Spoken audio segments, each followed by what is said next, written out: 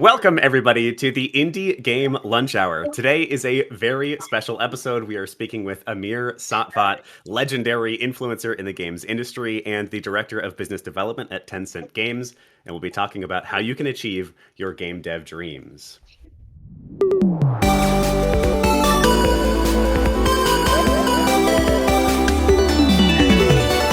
The Indie Game Lunch Hour. Amazing. Welcome, everybody. In our live magical podcast, we give game developers the chance to hear stories of breaking in from industry experts, as well as directly ask them questions about their areas of expertise in the second half of each episode.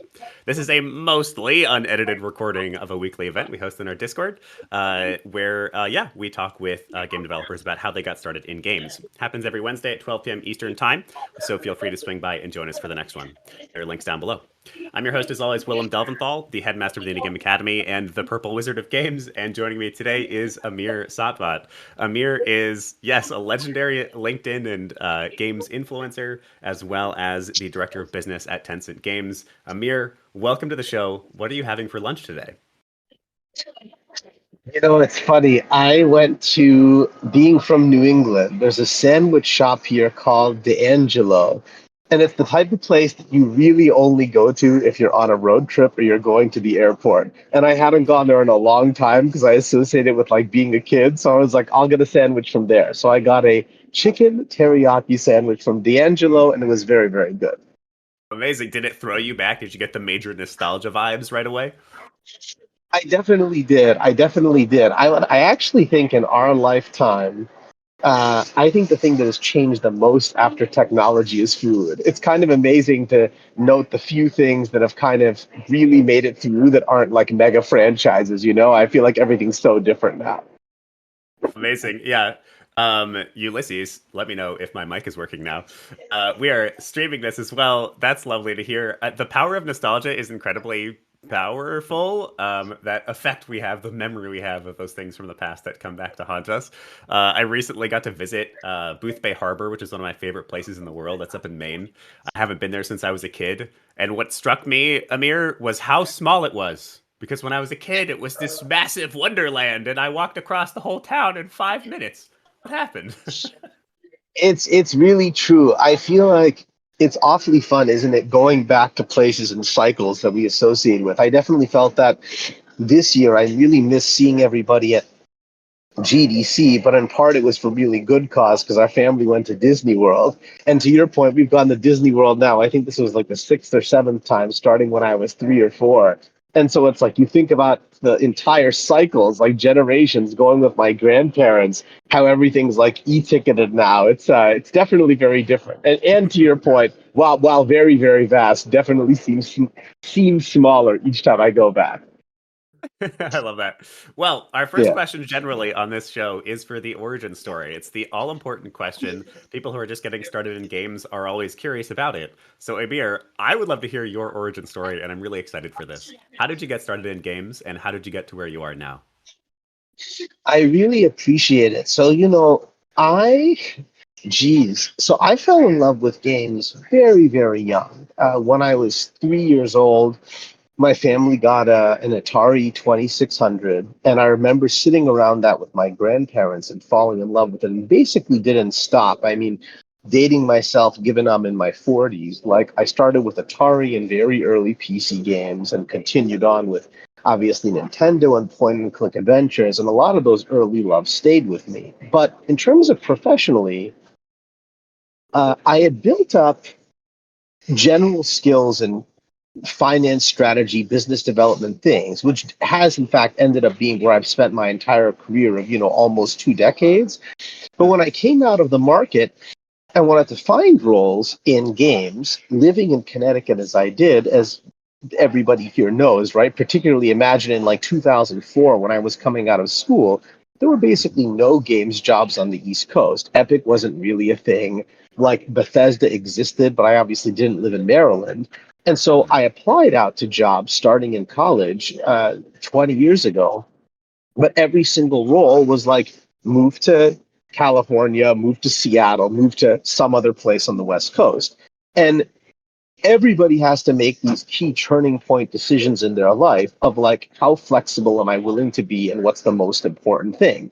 And I decided then that, which I've continued to decide, that the most important thing in my life, which is not the decision for everybody, but it was the one for me, was being near my family and closest friends and remaining in New England. And so because of that, despite really wanting to work in the industry and even having, interviews and potentially good prospects for offers, that wasn't going to happen then.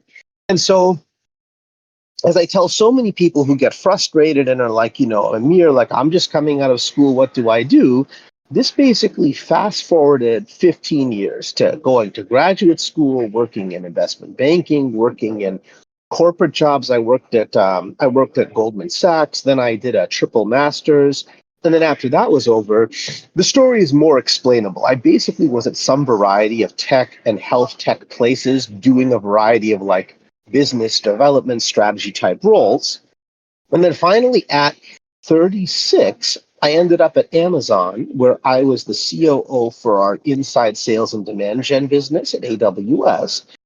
And I often tell people that if you're kind of stuck, the best way to make a lateral work out is to be at a big company that also has a games division. So based upon the performance at AWS, before COVID stuff and everything, I got a strong recommendation from my bosses for Amazon's Prime Gaming Group, and they were willing to give me a shot remote. And so I started at Prime Gaming as a BD lead for that business, managing 4 business development people, and that was great. After that, I was the principal producer for our Amazon Game Studio in Montreal. And then after that, when there was a bit of a reorg there, I went back over to AWS for a little while.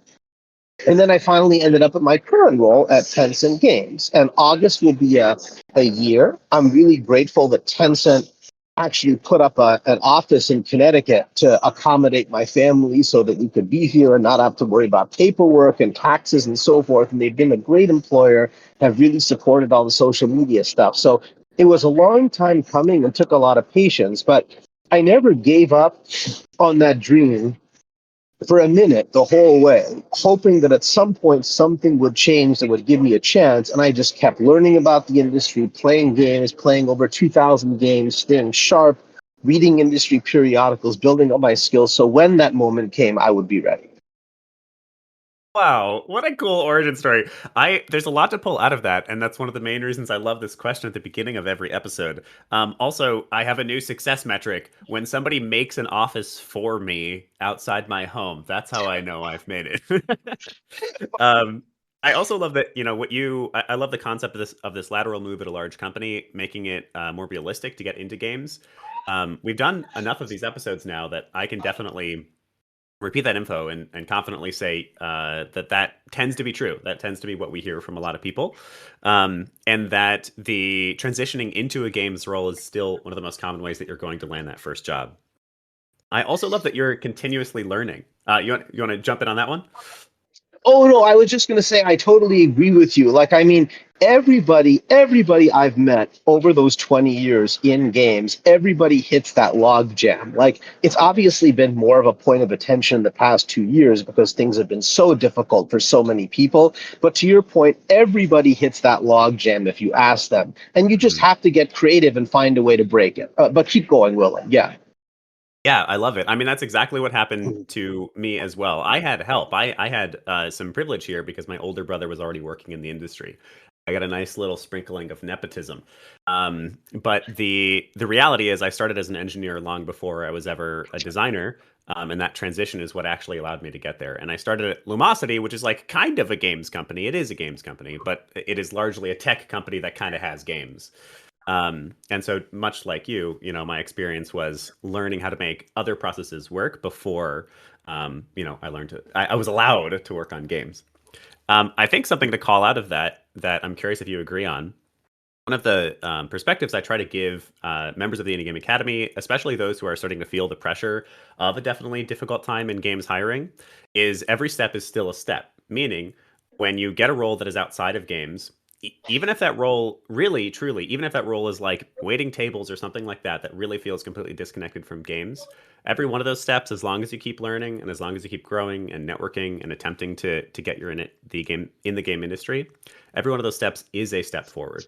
You're starting to prove that you're hireable. You're starting to get general working rules and experience. And then definitely once you work your way into tech or really heavily applicable roles, you're getting closer still.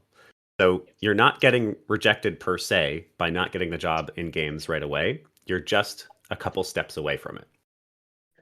Yeah, no, you're definitely right. I mean, look, I'm going to have probably, if there's some scale, I imagine I'm going to have amongst, if not the most egalitarian attitude around this, around people you interview, in the sense that, I come from a family where some people have gone to really elite colleges. Some of them haven't gone to college at all. Some of them have gone to community college. Some have gone to state schools. Some people in my family have made their own startup businesses and own like franchises. Some of them work wage jobs. Some of them are like the high finance, white collar professionals. So what I'm trying to say is like, I've seen people make lots of crazy shit happen from lots of different angles. I've had friends who worked at GameStop or worked at Micro Center or worked at Best Buy and ended up having professional jobs in the games industry later. And so like I really don't appreciate, if I can be a little bit blunt, that like people have these views of like, this is what a gamer looks like. This is what a real gamer looks like. Like I find that really kind of gross, to be honest with you. I always tell people that nobody ever has the right to take away your identity as being a gamer. Whether you happen to receive money doing that professionally is just like the cherry on top. But no matter what you do, the way you conduct yourself, the way you learn, the way you stay sharp about the industry, to me, that's what makes you a gamer. Or not. Like, even for some people, being a gamer, like my mom plays like word games on her cell phone. Does my mom not have the right to consider herself a gamer? She's a gamer. So, I think just need to break down these attitudes of even what a gamer is, let alone what a pathway is to a games job, because there is no standard pathway. Ooh. I thought I'd be getting some hot audio clips from this episode, but that was a gem right there. 110,000% agree. I am an advocate for breaking down gatekeeping. Anytime you find a gate, kick it open and then hold it open for the people behind you. I have a sort of roundabout addition to this thought that I'm going to bring it back. It's going to make sense in a second. I am a fairly spiritual person. There's a guy that I worked with at one point who is a Peruvian man who basically leads like ceremonies. Not too important who exactly he is. But during one of his ceremonies, he gave this quote that I thought was beautiful, which was, "The minute you add anything after I am, you are diminishing yourself. The minute you add anything after I am, you are diminishing yourself." His point, I think, is exactly what you're saying, Amir, which is that I am. It doesn't take any more than me saying those two words for me to exist and for me to be worthy of existing in any capacity that I see fit. In fact, if I add a little bit more, in the first chapter of Jesse Schell's book, The Art of Game Design, he talks about how you become a game developer. And he has a very, very complicated process that most of you probably can't keep up with, which is say out loud, "I am a game developer. Congratulations, you did it." There's no rhyme or reason to who you are or what it takes to become. As long as you claim you are, that's really my point. As long as you say I'm a gamer, as long as you feel like a gamer, you're a part of this community. We want you a part of this community. That also applies to being a game developer. You don't have to be a professional game developer making hundreds of thousands of dollars to be a game developer. Oh, and I'm revealing my age a little bit too. And again, my perspective will certainly not be everybody's perspective. But as a person in his 40s with like 3 kids and now living back home near my parents, like I have a great degree of pragmatism about what it means to work in a games job. Like, do I enjoy working in a games job industry? Of course I do. But I would, if tomorrow I lost this job, I had to put food on the table for my family, we needed to move somewhere else or do something different, and it was outside games, I would do that in a second. Like, to me, it's like it matters. But I personally believe that you should never set yourself up that any aspect of your professional identity or what you do is, to your point, what personally defines you, or attaining or not attaining some aspect of that professional attainment either means that you've succeeded or you failed. It reminds me of Bill. I always forget if it was Bill Russell or Kareem Abdul-Jabbar. I think it was Bill Russell, who, when he got the Medal of Freedom, he said, people often say that to your point, I'm a basketball player. And he always said, no, I'm a man who plays basketball. And that always stuck with me. I love that. I love that. Yeah. So claim your identity. Everybody in this room, everybody's here, I believe, to talk about how you can achieve your games dreams. But perhaps the first part of your games dreams should be something like enjoying the journey, because it's going to take some time, and the journey is going to come in unexpected ways. I didn't realize that dressing like a purple wizard at GDC would become as iconic as it has become. Now I am the purple wizard. It's great. I'd love to talk about that topic, though. Let's jump into the 101 here, Amir. So, how can I achieve my games dreams, Amir Safa? So, gosh, I mean, we could talk like 10 hours about just this one topic, but let's get the conversation started. How about that? I think what I just said segues nicely into this topic, which is everything in life, in my opinion, is about trade-offs, right? Every person needs to ask themselves at every moment, what am I willing to trade off and what am I not? And that's going to be different from others. As I mentioned, for me, not good or bad or in between, that was my trade off decision. I was not willing to move to the West Coast. I have a fairly high degree of confidence that I've been willing to move to Irvine, LA, whatever. I could have been in the game industry 15, 20 years perhaps by now, but I didn't want to do that. For some people, people have student loans. For some people, people have other family members themselves, other family members they need to financially support or help. Everyone's situation needs to be respected, and they need to find what those trade-offs are. So where I'm getting at is, I think step one is, what are you willing to do to get a job in the games industry, knowing that it isn't right or wrong or in between? Are you willing to work at the smallest little developer that's in somewhere very far away from where you live just to get resume experience and be a game designer? Or are you only willing to work at like the 10 biggest names in the industry, or like it's not acceptable to you? What level of a pay cut are you willing to take? Are you willing to move? Are you willing to do contract work? Are you willing to do just like game jams and make products, even if you can't find a full-time job? And so I think step one, as part of those career planning materials we have on amirsat.com, is I literally say to people, forget the CVs and the resumes and everything, sit down with a white paper and ask yourself those bigger questions first. As you know, for the Games Jobs workbook we now track 3,700 companies. Now, all those companies, of course, do not hire. I think off the top of my head, something like 1,200 or something like that do. But that's 1,200 places that could give you a job. So I think that's step one. Let me pause for a second and let you respond to that, and then I can keep going. It's a powerful step one. I think you immediately made me think of Napoleon Hill. I'm curious what you think of the classic Think and Grow Rich. It's for many people one of their first sort of self-help or like personal development books. And he has the concept of a burning desire statement, which is essentially a goal but fancy. And one of the ways that it's fancy is the concept of what will you give for the goal. When you write your statement, it needs to include specifically, this is what I'm in some ways sacrificing. I think that's sort of a negative spin on what he's trying to say. But what are you giving up to get this dream? And I think that's one of the first things you're saying here, which is like, look, games is hard. There's like the pragmatic side, which is that games is hard. There's a ton of people trying to get not that many roles. But the other side, the more optimistic side, or the side I like to live in, is the side that like, this is a wonderful industry. It's got its sharp corners. But if you insist on being the very best, eventually you're going to find that way in.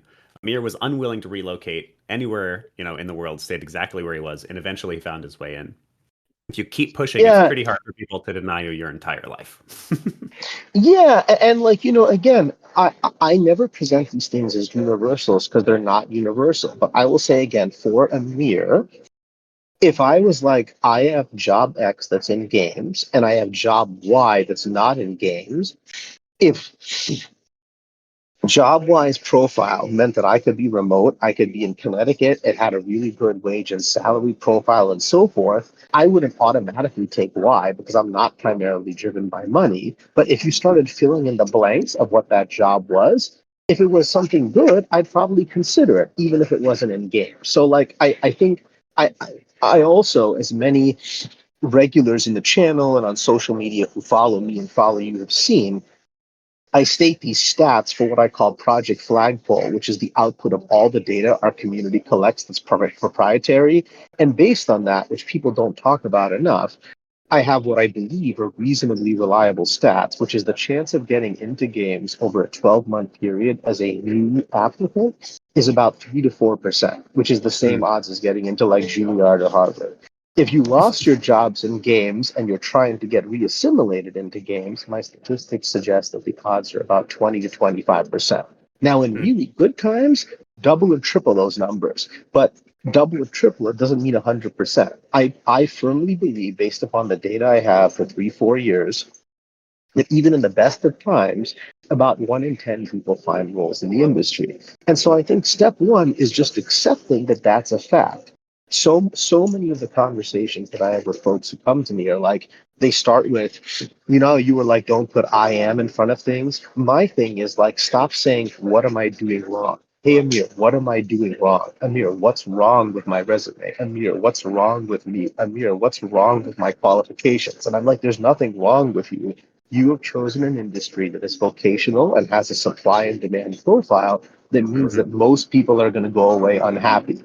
And so, in a way, you have to be a little bit of a lunatic to want to go after a job with this supply and demand profile that pays much less than comparable technical jobs.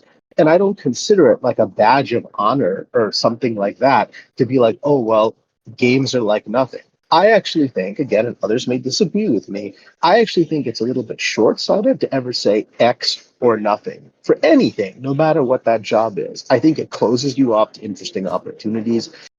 I think it closes you off from growth that might take you out and then might bring you back in. So that's kind of like step two, which is if step one is considering the alternatives and asking what you're going to sacrifice, I think step two is then becoming educated about what the other alternatives are and making sure that as much as you're applying to games, you apply to other things. Not only to keep your options open, but in fact, I consider it kind of confirming that if you are aware of all the other options and you keep coming back to you still want to do games, that's good. That means you looked at everything and now you're more informed and you've confirmed that that's what you want to do. So those are the first two steps. I'll pause again for a second and then I can keep going. Yeah, really fascinating. I think it's something that I've always found fascinating, interesting about you, Amir, and about your approach is you tend to be one of the ways that I relate to you is the optimism. In your soul, at least as far as I know of you, there's a ton of optimism. There's a surplus of optimism. But you also here, speaking right here, you're being incredibly pragmatic. You're being very practical. This is the percent odds, and you got to know it. And it reminds me of a lesson I learned from one of our students a couple of years ago, which I don't think Gwen is in the audience, and I've mentioned Gwen and this exact lesson before. But at some point, Gwen, one of our students, came up to me and said, hey, I'm so grateful for you being really optimistic, but honestly, I just need straight up honest feedback. Please tell me what I'm doing wrong. And I think that's maybe a part of the lesson. Like, I think those two things need to exist. I think you need to have both. You need to be able to remain optimistic. Those people who get something done, whatever X is, whatever the thing is that you're trying to get done, can only get it done if they believe it's possible, if there is belief first. And so even though it's a 3 to 4% chance, even in the best of times, you have to believe like, I can hit that if I keep at it long enough. And I can push myself to get closer every year, every month. But then on the other side, I think there needs to be the understanding, the appreciation for those odds. That means that on average, and we're all in the average. I used to think I was above the average. I'm sure many of you do too. We're all in the average. On average, that means it's going to take you a number of years to break in if you're a total newbie, if you're just getting started. Yeah, and it's even worse now because given the supply and demand dynamics, and I talked about this in a post the other day, more people who are beyond the true early stage, they're out of work too. So everything is getting pushed up in terms of experience. If the role says 1 to 3, they're hiring people that are 3 to 5 and so forth. So it's really, really tough. I mean, I think the next step after the first two that we've discussed now is now you get into, well, what tangible things am I going to do to make myself a more attractive candidate and to make sure that I'm considering everything that's on the board? Now here, my kind of hot take on this is, I feel like people overfixate on one aspect of their application that I think is the wrong thing to overfixate on, which is People obsess over their portfolio, their CV, and their cover letters. And I think that those matter, and having those clean and having your LinkedIn profile clean matters. But again, I always go back to the data. I'm a very data oriented person. Given our community has now helped over 1,800 people find work, and I also have data on the people who are still looking, I can start tracking, not for every single one of those people, but I have enough data to make some reasonable projections of the statistical weights of different things that matter. The number one thing that is most important in getting a job in games, and you could probably say this about most jobs, but it's particularly true for vocational industries like ours, is connections to other people. This is why, even though it's hard to hear, especially for early career people, especially in an environment like this, and this is why, again, I tell people to be pragmatic about paying their bills, is there is no magic button you're going to turn to build relationships. In fact, something I regularly call out schools and other professionals for as a challenge to them is, but of course, this is a long-term thing that a big topic that needs to be solved is, places need to do a much better job of giving kids who are coming out of college more exposure to professionals in the industry. That's why we have over 2,100 people in our community and coaching network, and why it's entirely free and open to everyone. Because I was tired of asking others to build it, so we just built it ourselves. But that's what's going to really help you. My data shows that you are 10 times plus more likely to get a job if you have a connection, even if the vaguest connection with somebody on the hiring team or the recruiting team. And you can't just write someone and be like, hey, I need a job, I'm stressed out. Even though that's very real and I'm very sympathetic to someone being in that situation, now having had a taste, even though I'm not a recruiter, and being on the other end of that, if you're getting 500 plus notes a day sometimes, and everyone's writing you and being like, here's my resume, can you hold on to this and let me know if you see any opportunities in production? Maybe there's people much smarter out there than me. There are, in fact, many people much, much smarter than me. But I do not have the intellectual capacity to store all of that in my brain. It's impossible. And so the only way you're going to build quality relationships is taking 6 to 12 months, having a ton of conversations, not being transactional, having coffees, having lunches, going to meetups. And this kind of relates to the last piece that I'll say, which is beyond your education, beyond everything else you do, the other two things that I found have the most impact is finding quality things that you can do that you can point to and get your name out there. That could be starting a blog, it could be posting on LinkedIn, it could be developing your portfolio, it could be doing game jams, it could be doing stuff like that, it could be starting like some industry group or something like that. What I always tell people is like, ask yourself, if you were a random person scouring the internet or social media, how would somebody find you if they had no idea that you existed? And if the answer is that they couldn't find you, well, you need to ask yourself, how can I give them a way to find me? And so I think the CVs, the LinkedIn, the cover letters, the here's my degree, here's the things that I studied in school, all of that matters. But now assume that 1,000 other people have that for each job. What else are you going to do to get an edge over the long term to win? And that's what I think you have to do.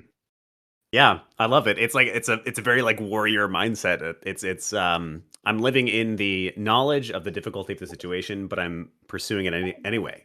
I'm going after it anyway. And it's doing what you can do to make those connections. I have found the exact same thing to be true. We've done about 100 of these interviews now, for instance, where we're asking how people got started. And I am not as data-oriented as Amir here, so I can't tell you the exact stat, but it's probably something like 70% to 75% of people got their first job because they knew somebody. They ran into somebody who gave them a chance. That's what we hear time and time again. Cold applications work. They happen. Occasionally you'll get them. But for the vast majority of people, you get your first job because somebody knows you and thinks you seem cool. And they either directly bat for you, they actually pull you in, or they at least give you a referral, and that gets you the job.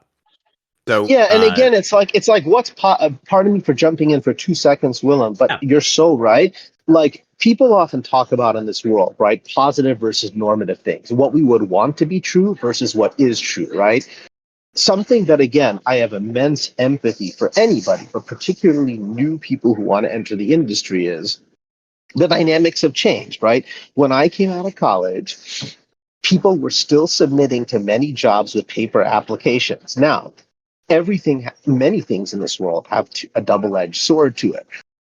It opens up access and equity, which is terrific for anyone to apply to a role. But now that anybody can apply to anything, it's much harder to stand out. And I'm sure many of you who either have been in the industry or are older and have read about it, or are younger and just were interested in it, have read all these like incredible stories about how, for people in the Atari era, for people like Todd Howard, for like lots of the big names in the industry, it's like they showed up at like the parking lot of the company, or they just like called the number of the company and someone picked up. Like shit like that happened 30, 40 years ago, but that does not happen anymore. Like, or it happens very rarely. And the rare opportunities that happens organically, which is why I got our channel into the business of trying to give free tickets away to events, is that stuff can happen at events, but it is just much harder to create those organic moments, which is why, again, in lieu of that, I always think like, what's the closest proxy to that? And the closest proxy to that is like catching some senior person's attention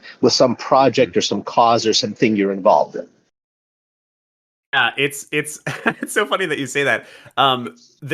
I don't know. This is something that I stress now and then. I don't know if people quite understand how young our industry still is. Like most of the past masters who established everything that we follow are still alive and making games right this second. We're still ultimately in the early stages of the game industry, but we definitely aren't in that like creative, very beginning origin of the game industry. But that said, we are still pretty young. And as far as it goes, the way you're going to get a job is you're going to run into somebody who thinks you're cool. There's a prerequisite to being cool, which is being cool and building games and having that portfolio and having an understanding of the tech tools and being able to show that person, whoever they might be, that you're a good person to invest in. But yes, finding a connection is really how you get jobs at this point in time. I'm curious, are there more steps? Are we on the final step there, or are there more? You've given us 3 so far. I'm thinking if there's anything else. That is basically it. I mean, the only other thing that I'll say is people need to be aggressive in thinking about what a games role or opportunity looks like. I want to kind of come back in a circle to where we started. Like if a classic trap that I see is that people overfixate on like the resume and the CV and the like, what have I done wrong thing, I would say another trap, no matter how many times I say it, no matter if I say it until I'm blue in the face, is I'll have people in our community, God bless them, and I say this with empathy. I say this in zero bit of a mocking way because I understand and I've been there. So I say this with empathy, okay? They will have followed me in our community for like a year. They will have heard all the advice. They will have heard all the tips. And one of those tips that I say over and over and over and over again is stop having the concept of a dream company. Stop being fixated on the same 5 companies that everyone is fixated on and being like, I have to work at Blizzard, EA, Xbox, Nintendo, et cetera, et cetera, et cetera. Because everyone is fixated on those places. They get unrealistic application volumes and they are the most competitive. I say all of this over and over again. And when I talk to people, the first thing they'll say is, I'll be like, so what are you looking at? They're like, Blizzard, EA, Nintendo, and Xbox. I'm like, oh, Jesus Christ. Like, is nobody like listening to anything that I'm saying? So like, my point is, again, there are over 1,000 hiring game studios that we track. Now, not all of those are remote. Not all of those are going to be in places that people are. Not all of those are going to have functions that are a match for what you're looking for, but they're all those companies. There are adjacencies. There are companies like NVIDIA. There are companies like Discord. There are companies like, again, Microsoft and Amazon, where you may not even get a role in games, but you may get a job, and I'm totally making it up, like Office 365. And you're a good employee with high reviews. Do exactly what I did. Do that and then transfer over and make a lateral move. So, I would encourage people to just have a much more expansive view of jobs. And I guess the last thing I'll say is and this is the hardest advice to hear because the counterpoint is people will say, Amir, I have, again, student loans, I have unpaid bills, I need to earn money, to which my usual response is I am totally empathetic. If I was in your shoes, I would be applying to any job, whether it's in games or not. You have to really take that time. There are no shortcuts, especially in an economy like this, and don't let the frustration seep in and manifest itself in you sending out 100 applications a week to every imaginable role in like design and production and everything like that. All these companies have very sophisticated ATS systems for tracking everything. If you write every recruiter at EA and say to them, hey, I'm so and so and I'm looking for roles, people are going to talk. It really sucks. I don't like it. Again, it's a point of industry education and development that I tell others that we shouldn't pick, in a sense, candidates while they're down by having these pretenses of you can't be like overwhelmed and sad and like honestly admit that you're stressed out because of the job process. You shouldn't get dinged for these types of things. But again, positive versus normative, you will get dinged for these things. So it's like, it's hard. It's hard. Like, I hope what he's coming across is not like scolding Amir, being like applicants who are trying to break in, why aren't you doing these things? The tone that I intend is, it sucks. It sucks that this is what you have to do in many cases to break through. But after thinking about this nonstop for 2 years with tens of thousands of applicants, this is the best way to do it. And there are no shortcuts. Yeah, it's a fascinating problem. I think it's something that a lot of these creative industries face. It's very similar in film, for instance, how hard it is to break into film, and it only really seems to get harder over time. I do think I think like I also I want to spend a second to maybe clarify to the audience. Both myself and I think you, Amir, would agree that optimism and like wonder and beauty and joy are the way to go. Like, try not to dwell in this land of like, damn, this is hard to break into, because you'll get trapped there, and it's really easy to kind of drown in that land, in that feeling. This is a really powerful industry, and I would urge all of you to, I think the main point here is remain flexible in those jobs that you're getting. My first industry job was at Lumosity. We made brain training games. We were popular for a brief explosion in time, but past that, we're mostly forgotten this time by now. And yet it was one of the most wonderful times in my life. I'm not exaggerating. It was a job that I never would have taken if I didn't have help from a connection, in this case, my brother. I didn't even at that point think that games was what I wanted to do with myself. But after working there, my entire life got set on a specific track that I now love. So I think remaining flexible and remaining resilient and enjoying the wonder of this industry. No, I mean, you nailed it, William. And like, look, again, everybody has different personal values. I say this with zero judgment. It's not good or bad or in between. For some people, their job is an extremely important amount of their part of their life. People who are my best friends, people who are my family members, I have utmost respect for that. As long as you're being honest with yourself about what your life priorities are. You don't have to convince me. You don't have to convince Willem, but you need to be at peace with your priorities. For me, everything else that I do that is not my wife, my kids, my parents, my in-laws, my siblings-in-law, my family, and my best friends, and like the personal things that matter to me in my life, like my personal enjoyment of games, of music, of going outside, of cooking, etc. If all of that stuff that I just said matters like a million, everything else matters like 100. So like, it's important, but like, I would challenge people not to convince you, but that is a valid way of organizing your life. And that if you find richness in those things, you won't have these up and down swings. Now, the complexity of it is everybody has to pay their bills, and that is a much more serious situation. I've been fired. I've been unemployed before. I know what that feels like, literally. But again, that's another reason to not tie up your identity in your job, because then it will make it easier to apply to other jobs, to make sacrifices, and make sure that you put your financial and personal welfare first rather than something else.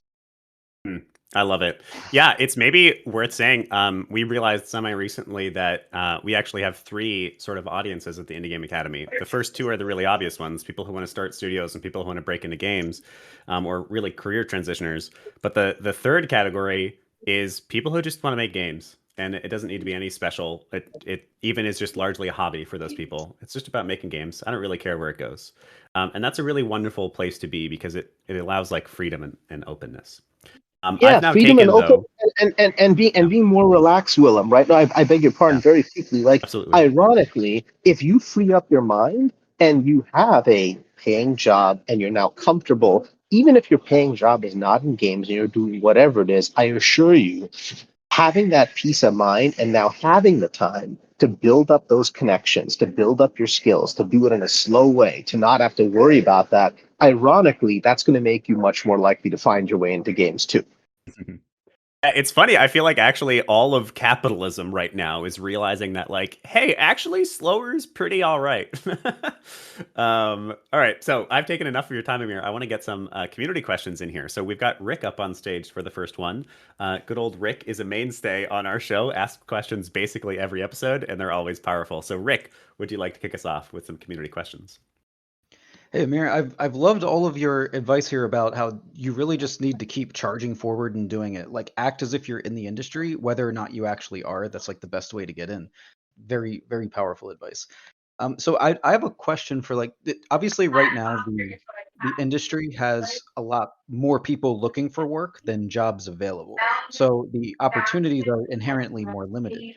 So for people who aren't waiting to get the opportunity and they're determined to just make their own opportunities, what do you feel is like the best advice, the wisdom for that path? Like, what's the best size of a studio that they could make? We got a lot of people here in the Indie Game Academy with a lot of connections to be able to form actual studios. So, like, what's your advice to those kinds of people? How many people and the path? It's a great question, Rick. I mean, I'm going to give the honest answer, which maybe isn't the most satisfying answer, which is now if I actually put my day job hat on of being a BD at Tencent and all the opportunities I see and all the pitches and all the hundreds of games that I look at each year, I think that I would in fact say that the best advice I have is that there is no like blueprint or common size. Like, if I think that the big game changer that Steam has introduced into the community for games is that anybody in any situation can make something that is a standout. Balatro was made by like one person.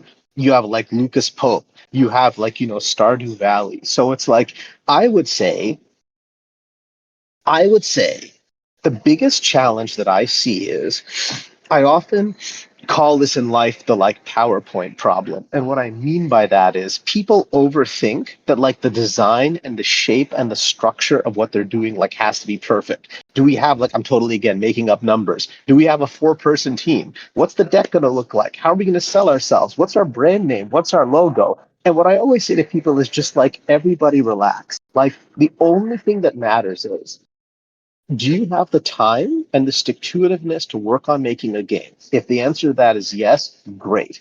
Question number 2, whether you have one person or you have 20, what is the idea that you have that you think is differentiated? And what is the right team size, given the time that you have to spend on it, that is going to get you to the result of building up the game? If you can answer those 2 questions, you've done 95% of the work, and then it's just a matter of getting started and actually doing it. So my advice is don't get bound up in a template and don't overthink getting yourself started. Just figure out those 2 pieces and get going. Very cool. Thank you. You bet. Amazing answer. I'm going to piggyback on that because we run micro-sized indie studios out the wazoo. We run a lot of them. I tend to find that 3 to 5 is the sort of ideal, like I'm just figuring it out. We're building a game together kind of size. But I think Amir's point about being flexible and knowing that there is no size that is perfect is totally correct. All right. I'm going to ask a question for Harry before we have Wendy here go. Harry basically asked, what are some of your pieces of advice on where to go? He mentions IGDA. He doesn't have an IGDA close by. What are some of the places to go to make those networks and connections? This is a good question. Let me take that as a to-do to post on, because I have gotten, that's a great question, and I've gotten that a few times. So I think about this in kind of like large, medium, small categories. So everyone knows the tentpole things like GDC and Gamescom and so forth. So I'm gonna answer your answer kind of hopefully more comprehensively. For those, my advice is be aware of like what the 5 to 10 major events are overall and like in whatever geo you live. In terms of getting tickets to those, work with my community, work with others. There's a lot of groups, again, whenever I name a name, I'm just naming the first thing that pops into my head. IGDA, Women in Games, so forth and so on. They will have often free tickets, giveaways, raffles. Our community has them. So for the big ones, that's your approach, and I think those are good opportunities. At the other extreme, for those who are more like the small, medium category, like let's say GamesBeat, I will make a post furnishing some suggestions of lists. There are many, many good lists like this, but I have a few that I prefer more than others. And my advice would be find a mix of things that are truly like working group activities. A lot of places have publicly listed things of like game jams or meeting up with other game devs and actual like small format events. And I would also say, I've been spending a lot of time. So watch out for the list. I promise I will post that for everybody in the next week. And if I don't, bug me about it, because I forget sometimes, I apologize. But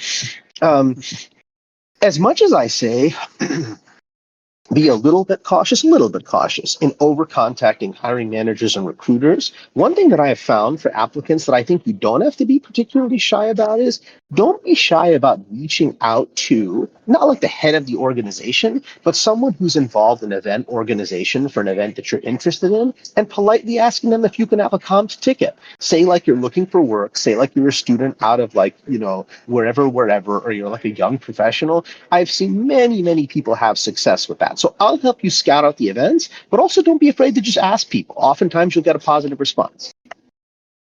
That's awesome. It's so true. Like whenever we hear these stories, like I said, we've done about 100 interviews now. Whenever we hear these stories, it's not usually, well, I talked to the hiring manager and they were like, wow, shoot, you're the perfect person. It's usually like, yeah, I was talking to some random person and they were a graphic designer at this company over there. And then they referred me to this person who works at that company, and that company wound up hiring. And then they had a friend over there. It's this roundabout way. You never really know where those opportunities are going to come from.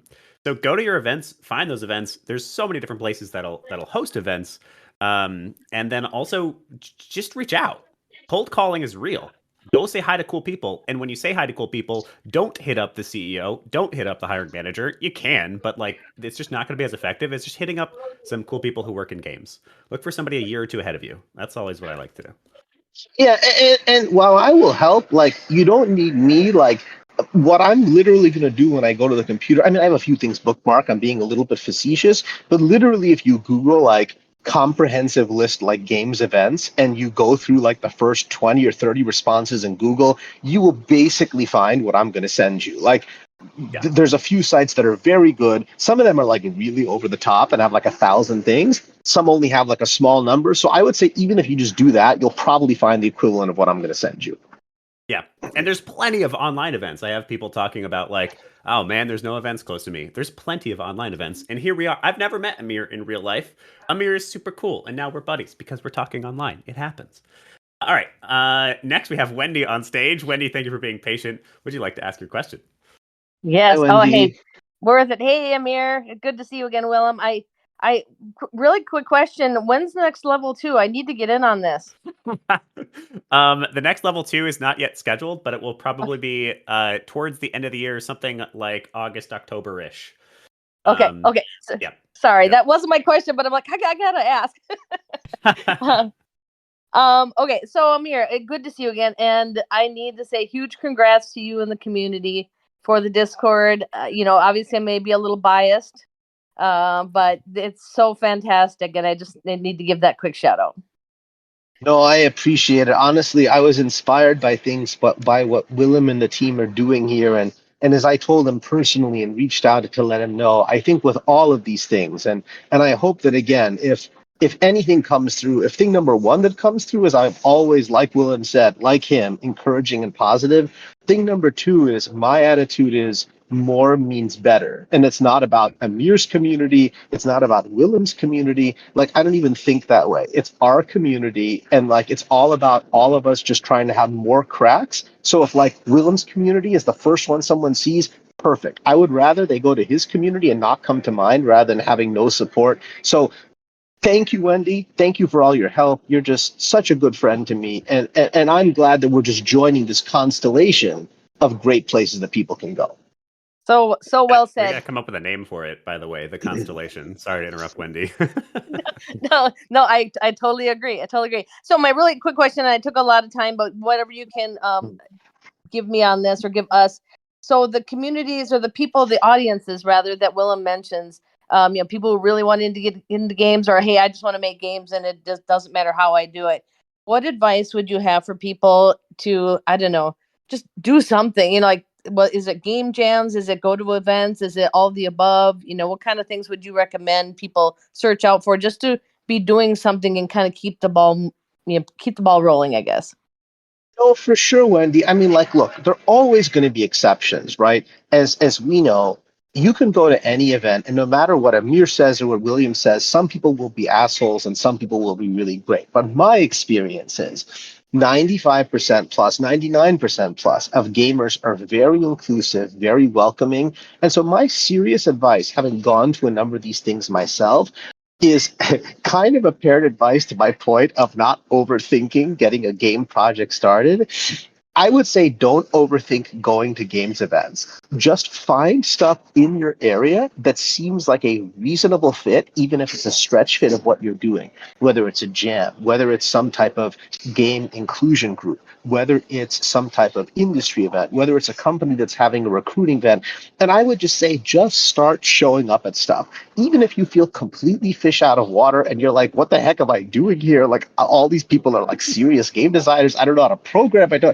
I always tell people, screw it. Just go there and just be there. And I bet you will find that 95, 99 times out of 100, people will be like, wow, Wendy, it's so good to see you here. Like, let's tell you about this thing we're working on. And you will, in fact, probably find people like you who have different skills. Like, one thing I have a lot of empathy about is I really don't like talking about myself because I'm not that type of person. And so I never talk about my credentials or things like that, except if I'm making a very, very specific point. And I'm now going to make a very specific point, which is, you would think someone who's worked in like a solid banking program, has multiple degrees, has worked at like Amazon, has done whatever, you'd be like, oh, Amir, you must not have like a problem. You just walk into like a game event or you walk into like a job interview and people are like, oh yeah, let's grab this guy. I assure you that is not the experience that I've had in my career. And in fact, as someone who is not like game designer, artist, programmer, production in like the big four, I have often felt in that outside position of like, well, is everyone just going to think I'm like this guy who has no real skills because I'm like a BD person? But when I got over that fear and I just started going to stuff, I realized that people pull you in. And then after doing that just a few times, that fear will melt away. Awesome. That is actually pretty powerful, with the advice that you've given. I would say I got into this late myself, and your story also is very motivating to me as well, just to say keep going. So thank you so much. No, of course. Thank you, Wendy. I love that as an answer. It's very simple. There's a lot. There's many ways into the industry, and I think like we're giving you advice, and you'll hear advice in so many places. But the idea of breaking down that first step and making it as small and simple as possible is a really good one. Don't think you have to do anything in particular. Just start. Really, just start. We're pretty much at the end of the episode. I want to make sure that we have time for our last question, which is Kat. So here's how we're going to do it. I'm going to throw the question of the day out here, which is something we do in this podcast to reiterate one of the most important learnings from the episode. So the first person to type the correct answer to this question in the comments will get 3 House Cup points for the coveted Indie Game Academy House Cup. And then once I ask the question, y'all can type in the chat. I'm going to have Kat ask their question. And then once Kat finishes their question, we'll announce who won. So here's their question. Amir gave us 3 steps to achieve your game dev dreams. What are those 3 steps? Write it in the chat. First person to get it right. If you're listening, speak it out loud. All right, Kat, would you like to ask the final community question? While people for sure. Also, thanks so much for hosting this. Hi, Amir. It's so nice to finally talk to you in person rather than on the LinkedIn. It's really nice, Kat. Yeah. I'd love to ask you about creating content on LinkedIn. I know the algorithm is a mess, but how do you kind of continuously create posts that are interesting? And it's so crucial for job hunters to create content of your own, to interact with other people, and to network. I have been creating my own content for a while, and some of it takes off, some of it doesn't, and even the posts that I feel really, really good about just don't. So I'm just curious about your experience with that. Absolutely. Let me first assure you, I'd like to say I have a magic formula and I know which content for myself will take off. I do not know. I am often very surprised of what is a complete dud and what isn't. So let me tell you what I do. What I do is I back into first how much content I want to create in a week or create in a month. For a while I was creating more, but as time has been more limited, it's a bit tighter. So let's say for sake of argument, I want to create 60 posts a month. That is a lot of content, but let's say that's what I want to do. What I typically do is I sit down in Excel, and I recommend this to others as well, and I create columns based upon kind of categories of content. So I know some of the stuff that I create will be kind of updates, promotions, events for stuff in the community. Some of the stuff that I do is kind of like life discussing, philosophizing that I do. Some of it is games analysis and so forth and so on. I try to keep a balance so that I have a little bit of each volume of content, and I don't do it so precisely as being like column A, now column B, now column C, but I do that.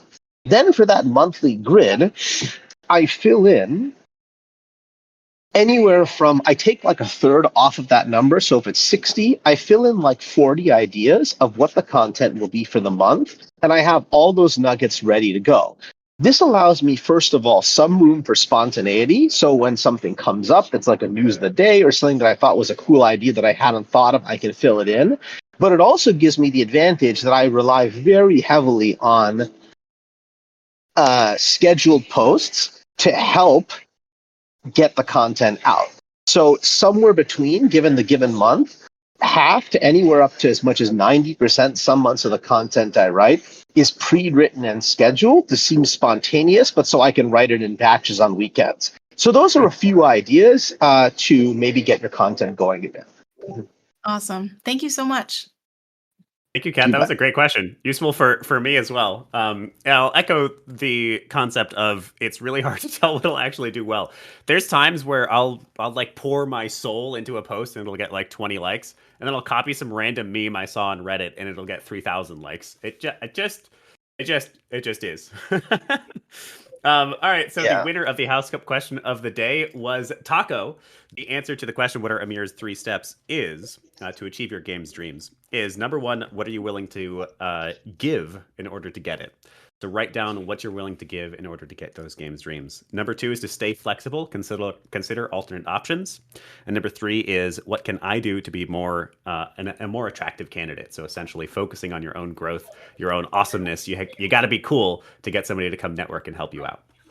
All right, it's the end of the episode. Amir, what we like to do on this show is to assign a little homework. So what is something that the audience can do in the next week that'll take them about an hour to practice some of what we talked about here today?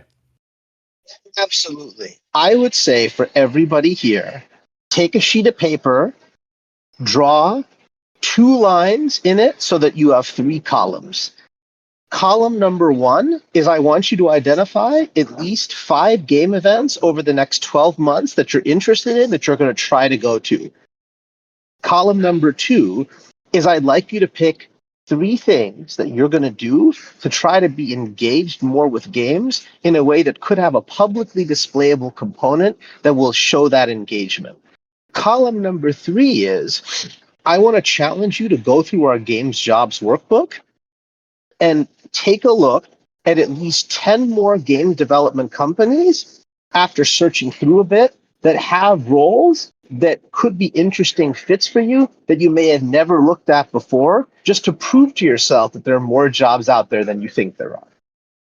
Awesome. Do we have a name for this assignment? I'm going to reiterate it so everybody remembers.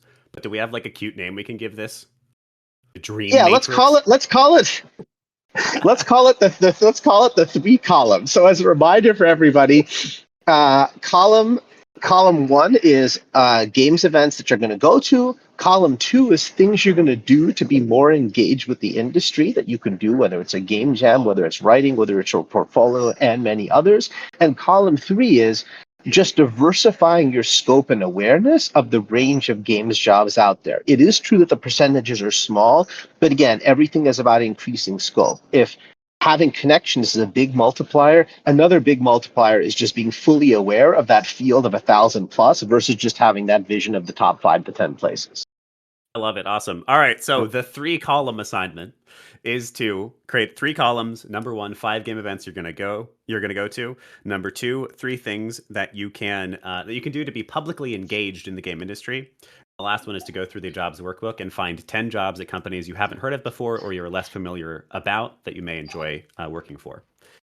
The way that we do the homework is either post that to LinkedIn for us if you are brave and confident, get yourself a little public presence, tag the Indie Game Academy, perhaps tag Amir as well. And if that's a little too uncomfortable for you, you can come into the Discord and post it in the Discord for feedback as well. All right, it is the end of the episode. Amir, do you have any last thoughts or any plugs you want to put here before we say goodbye? Please look at amirsatvat.com, join our Discord, and go on our LinkedIn. I always appreciate follows. And as a last little giveaway, since a few people have pinged me about LinkedIn content, I'll tell you a little secret. Likes are vastly overrated. The most important thing for the algorithm is comments. So anything that you can do to get people commenting on your post has like a 10 to 20 times weight versus likes. So don't stress yourself about likes. Ask people what their opinion is on stuff instead. That's awesome. Fantastic advice. I'm writing it down for myself. It has been such a pleasure, Amir. I've been looking forward to this ever since we first agreed to it, and it really delivered. I've had a wonderful time. I feel like you've really given us some wonderful insights. Thank you for giving this to our community and your own community. It has been a fantastic episode. As always, we host this every Wednesday at 12 p.m. Eastern Time. There are links to join the Discord down below. We will include all of the links mentioned in the episode as well down below, so go and join Discord, Amir's community as well. And go to amirsatvat.com, check out the Joms workbook, all that good, amazing stuff. We'll also include a link to Amir's LinkedIn. He is somebody to follow if there is anybody to follow. That's going to do it. We'll be back here 12 p.m. Eastern Time next week, Wednesday. And Amir, thank you for being here. Thank you for answering your questions. It's fantastic. Thank you so much. And enjoy the artwork at amirsatvat.com from Taco Duchess / Desiree. She's a marvel. Willem, you're a great friend, and have a good day, everybody. Thank you. Have a good day, everybody. Thank you, and take care.